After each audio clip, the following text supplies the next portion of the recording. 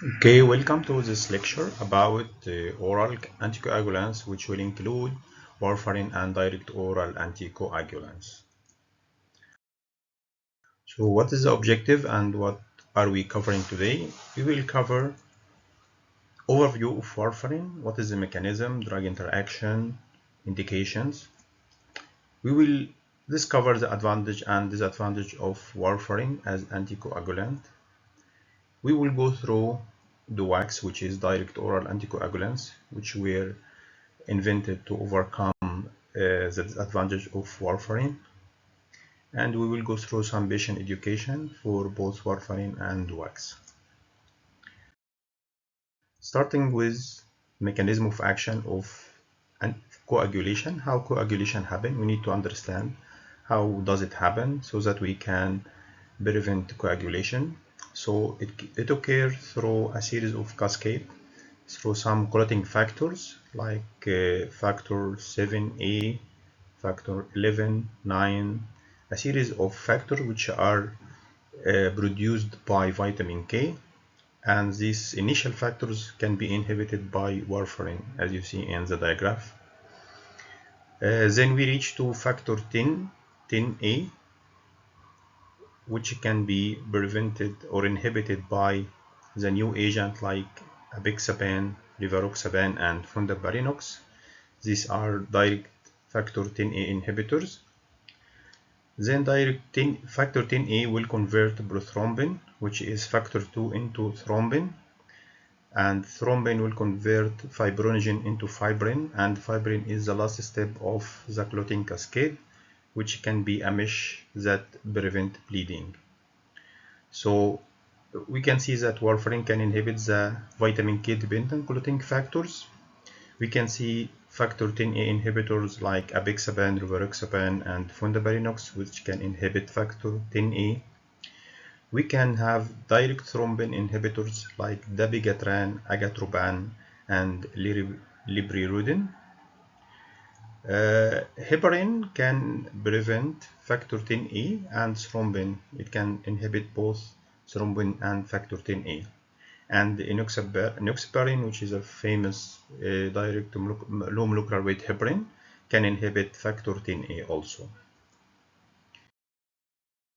So let's start with types of oral anticoagulants. We have vitamin K antagonist like warfarin, factor 10A inhibitor as we see in the diagram, rivaroxaban, apixaban, and edoxaban, and direct thrombin inhibitors, and the only agent which is oral in this class is dabigatran.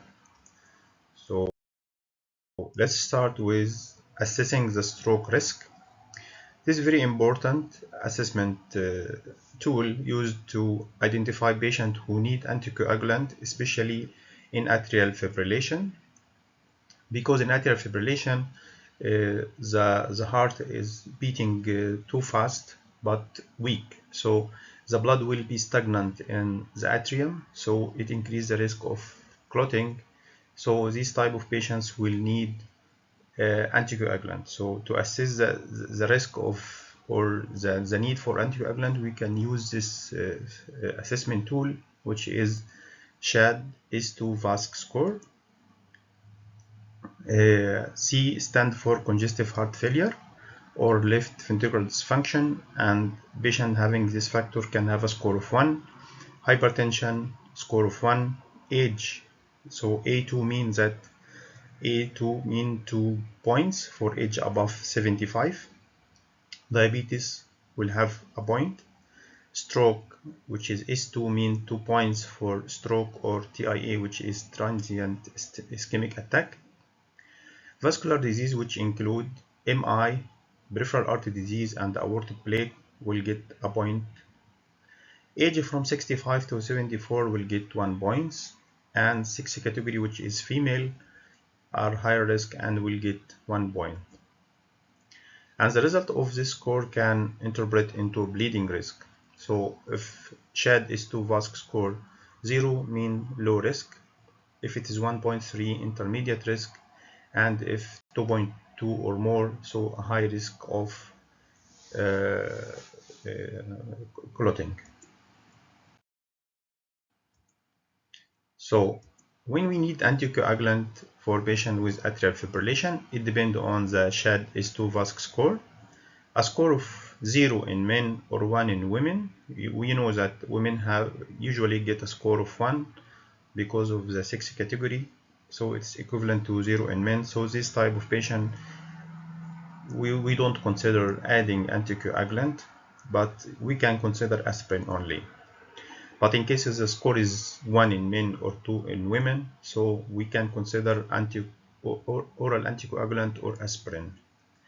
But if the score is 2 in men or 3 in women or more, so anticoagulant here is a must.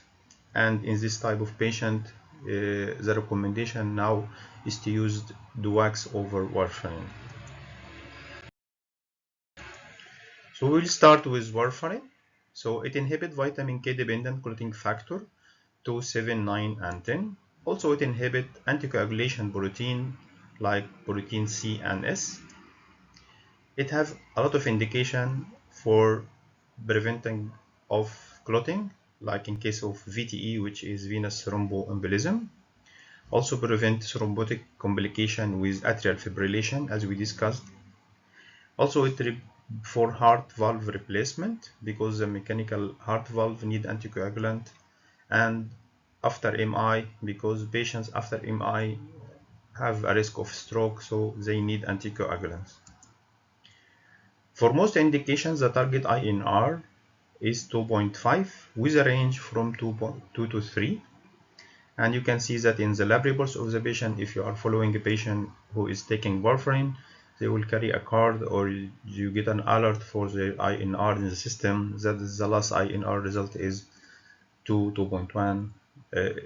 You can see some sort of lab result like that. And for some patients with mechanical prosthetic heart valve, they need a target of 3 and range 2.5 to 3.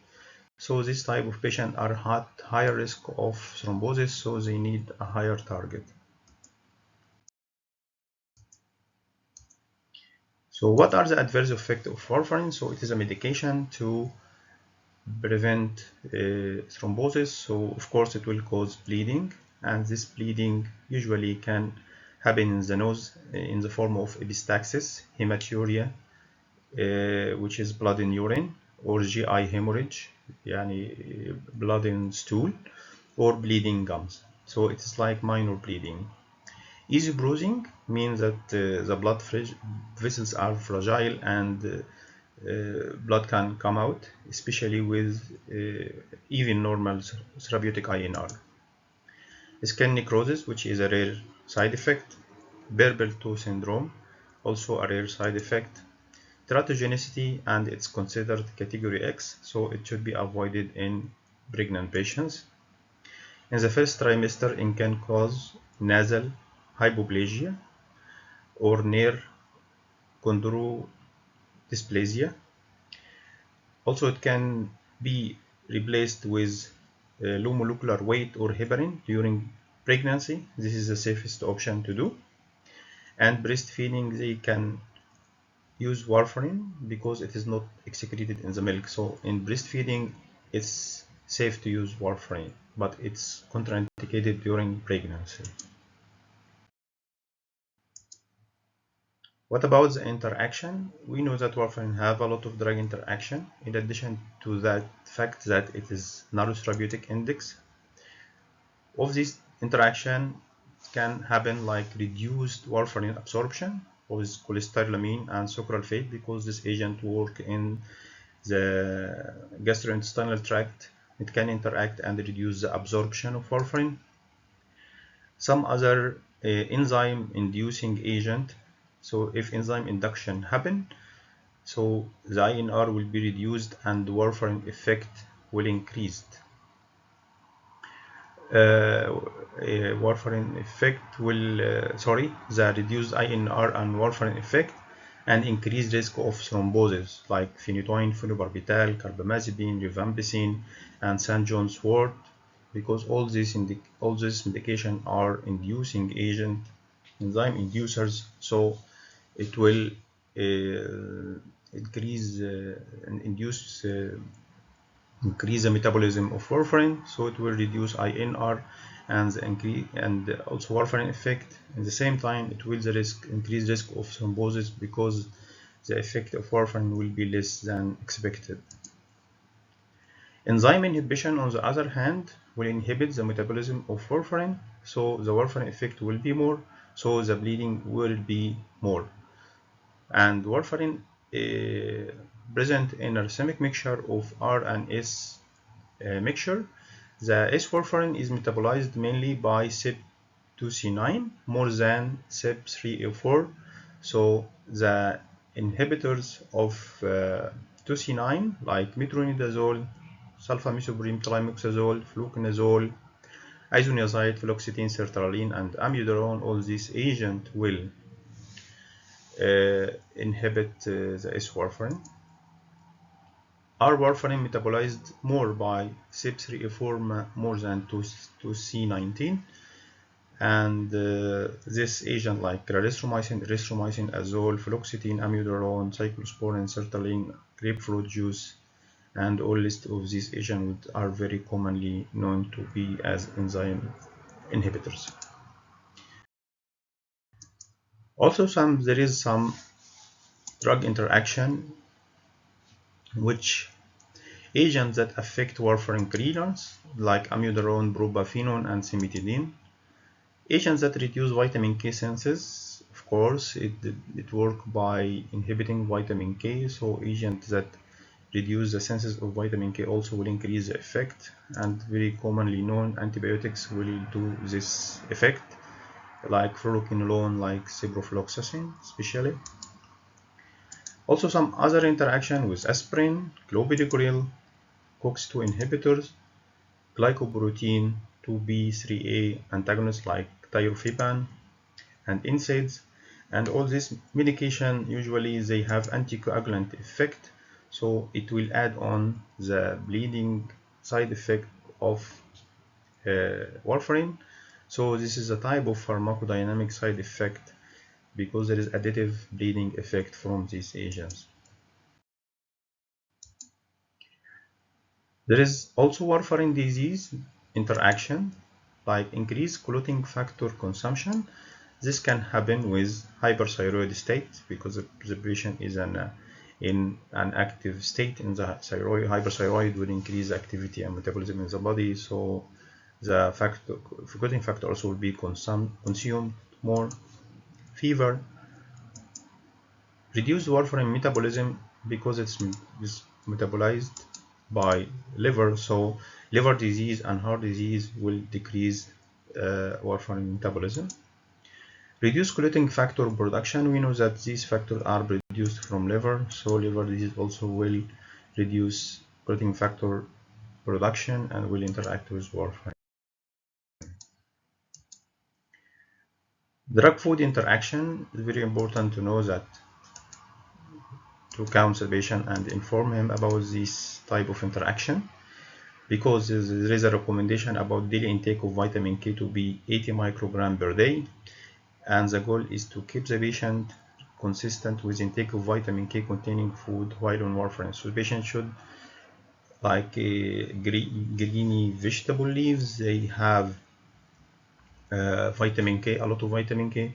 So patient should not eat too much or too less. He should be consistent with the amount he is using.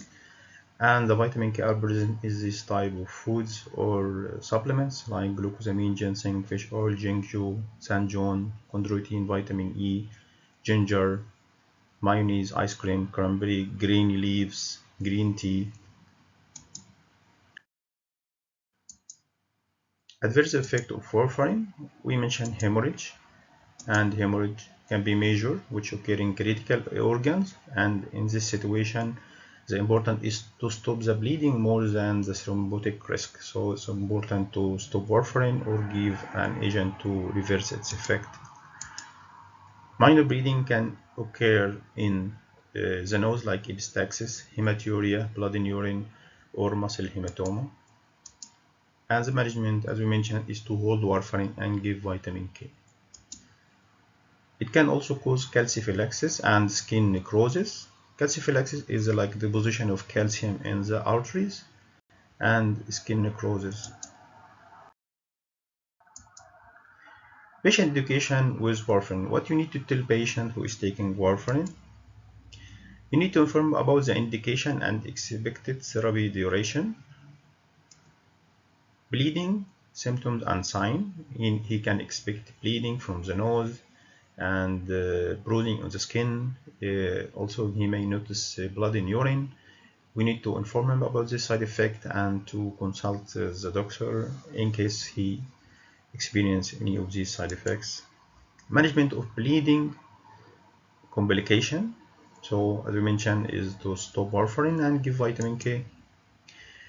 Need and importance of frequent blood test and INR. This patient, especially who are on starting dose, should be informed about that they will be on regular blood test for INR, probably every 2 weeks or 3 weeks. So they need to expect that and adhere to the blood test. Drug interaction, especially with OTC and herbals, we need to inform them about OTC NSAIDs, which can increase the risk of bleeding. Also herbals like St. John wort that can cause drug induction, or leafy vegetables, greeny vegetable leaves, which contain vitamin K, also may interact, and you need to be informed about these interactions. Dosing and importance of adherence and to use pill box. So the dose and importance of adherence, we need to inform him what if he missed the dose or he take more of the medication, what will happen, either bleeding or thrombosis. How to take and what to do if he missed the dose. And dietary instruction, which is to keep intake of vitamin K containing food consistent, not too much, not too low. Teratogenicity, so that especially if we are dealing with a lady in a childbearing age, we need to inform her that this medication have a teratogenic effect. She need to plan to use a contraception in case she is planning to take warfarin on long term. And also patient need to carry a warfarin card. This is identification card in case of any emergency, so that in the emergency they will know that he is on warfarin.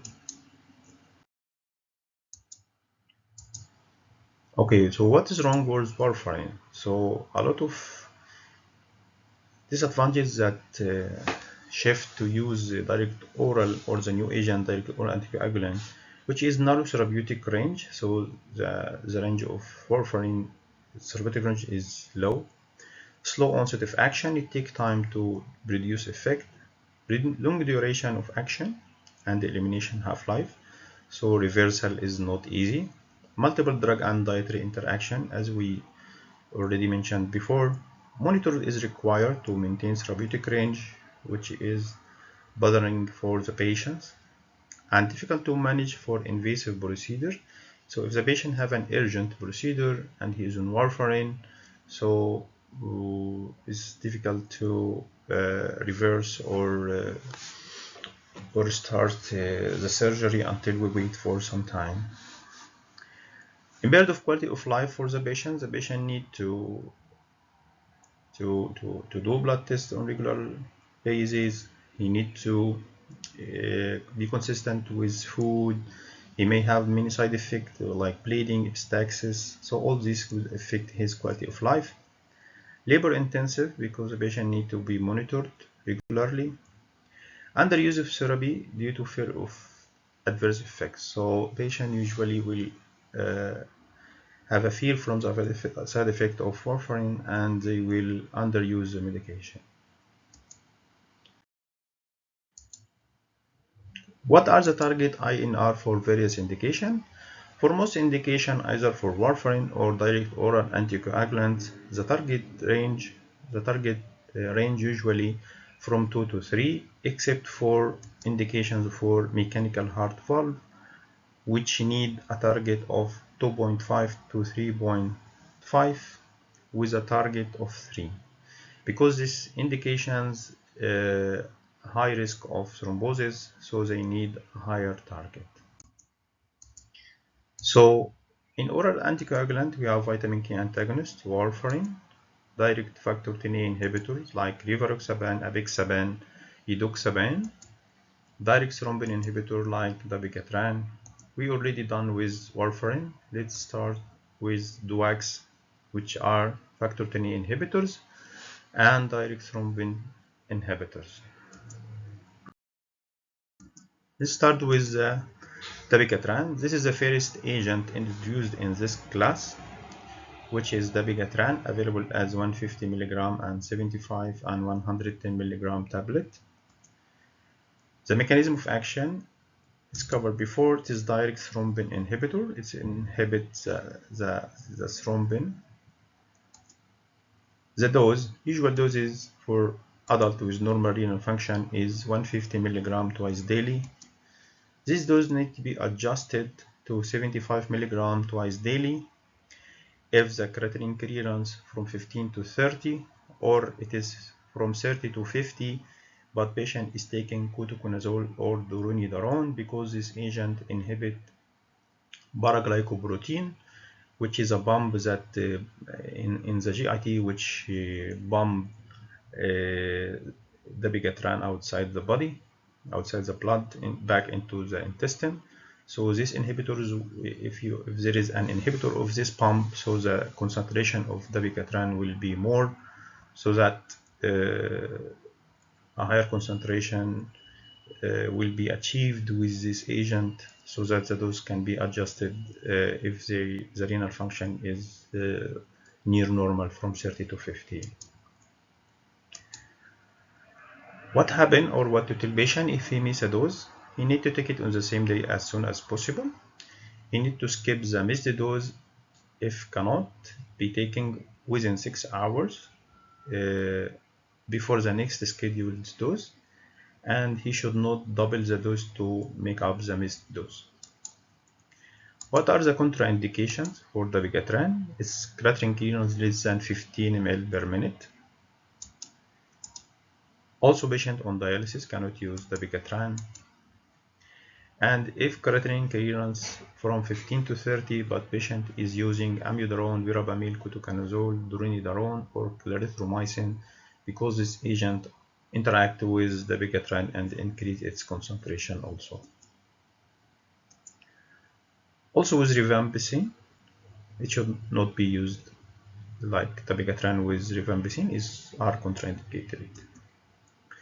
Reversal agent. So reversal agent for warfarin is vitamin K.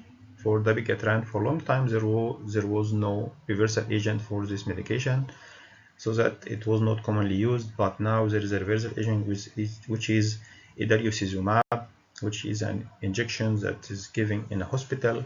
While it is costly, but it can be kept for emergency use only.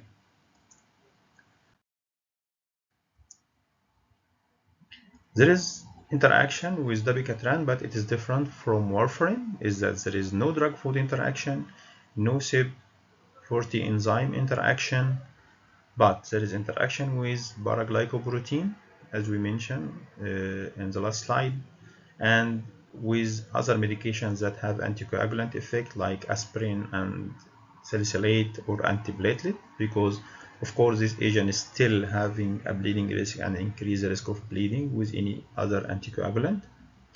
With paraglycoprotein substrates, increased dabigatran serum concentration will occur with amiodarone, quinidine, ketoconazole, verapamil, and clopidogrel, because this agent, as mentioned, will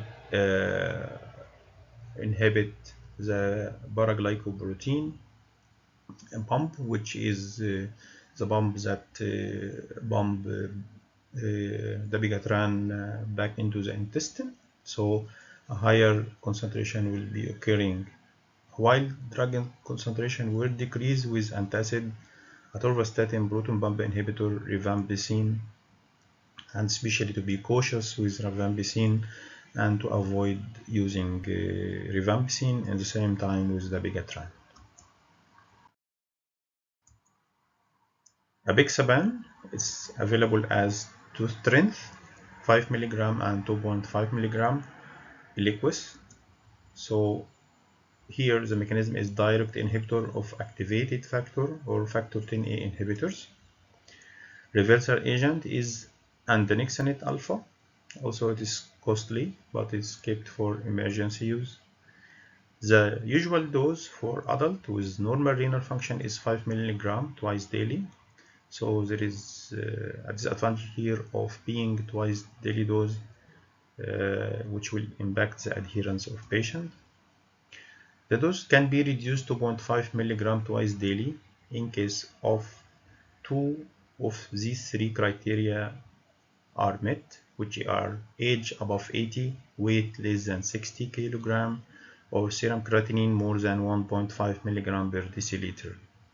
And usually patients with atrial fibrillation or using anticoagulant are elderly, and the renal function usually is declining. So it's important to have a yearly monitoring for this patient in terms of age, weight, and renal function, because if they qualify for the 5 milligram twice daily dose, maybe next year the age will go in the group of the 2.5 milligram twice daily dose. Also with a strong CYP3A4 and paraglycoprotein inhibitor, because this agent also will increase the concentration, like protease inhibitor, itraconazole, ketoconazole, and quinivaptan. Also with dialysis, the dose need to be reduced. So it's important to monitor patient age, renal function, and weight who are taking apixaban for dose modification or dose reduction from 5 milligram twice daily to 2.5 milligram twice daily. So to be briefly, it will be 5 milligram in AM and 5 milligram PM. There is no food interaction, no INR monitoring needed, no special storage, and the half-life is approximately 12 hours. Dose adjustment, so those need to be reduced to 2.5 milligram AM and 2.5 milligram PM if the patient qualifying two of these three criteria: age above 80, weight less than 60, and serum creatinine above 1.5 milligram per deciliter. Rivaroxaban, available as 15 and 20 milligram Xarelto, is once daily medication, so it is also direct factor 10A inhibitor. And if patient miss a dose, if missed dose is not taken at the scheduled time, so to be taken as soon as possible in the same day, because it is 24-hour duration. The same reversal agent, because it is the same mechanism as apixaban, which is andexanet alpha, is available as 15 and 20 milligram. As a very important here is to be taken with food. Food increased by availability of rivaroxaban. So here we have advantage of once daily dosing, but disadvantage of food interaction or necessity to be taken with food. So it's the usual dose is 20 and can be reduced to 15 in some cases. So in renal impairment, so the dose can be reduced to 15 if creatinine clearance is 15 to 49 ml per minute, and to be cautioned if the creatinine clearance 15 to 29 ml per minute, and to be avoided below 15. So the normal dose is 20 milligram with normal creatinine clearance above 50.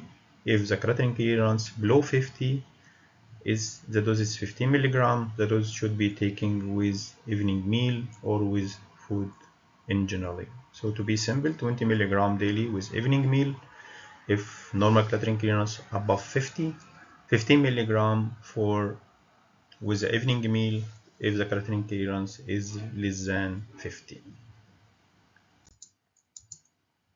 Edoxaban, which is Lixiana, available as 30 milligram and 60 milligram. The mechanism is the same, direct and reversible inhibitor of factor 10A, but the problem, there is no specific reversal agent for this medication. Need to be avoided if creatinine clearance above 95 or below 15. So there is a range to use this medication from 15 to 95 ml per minute creatinine clearance. Patient on dialysis and rifampicin, which can cause some interaction. The usual dose is 60 mg once daily. If the weight is less than 61 kg, the dose should be reduced to 30 mg, or in case of creatinine clearance from 15 to 50 ml per minute, so the dose also can be reduced to 30 mg once a day. Okay, now we covered already warfarin and DOACS. So do we still need to use warfarin? So warfarin is still superior to DOACS in some indication. However, the trend now is to start all new patients on DOACS or to shift existing patients from warfarin to DOACS due to better quality of life, less monitoring required, less drug interaction, less drug food interaction, but still warfarin is an option if the patient have mechanical heart valve, because this patient high risk of thrombosis, and this cannot be achieved with the DOACS. So which is because this patient need 2.5 to 3 mil to 3.5 INR range. Also, moderate to severe mitral stenosis. Also, this patient higher risk of thrombosis. Antiphospholipid antibodies. Also, this patient high risk of thrombosis. So, patient with high risk of thrombosis, they can use warfarin, but the DOACS will not be effective in these patients till now. So usually INR range above 2.2 to 3, as we mentioned in this above 3 indication. Also in breastfeeding patient, it can be used. Severe renal impairment of the creatinine clearance below 15, we already saw that all this medication cannot be used below 15 ml per minute. If there is DOAC interaction, as we mentioned, there is a lot of interaction which prevent using DOAC with some renal diseases. So in these cases, warfarin is an option. Also, if there is active malignancy and chemotherapy, patient on chemotherapy or malignancy that need anticoagulation, they only can use warfarin, they cannot use DOACS. And for this, I can finish this lecture, and I hope you enjoyed and you already learned something new, and see you in a new episode. Bye bye.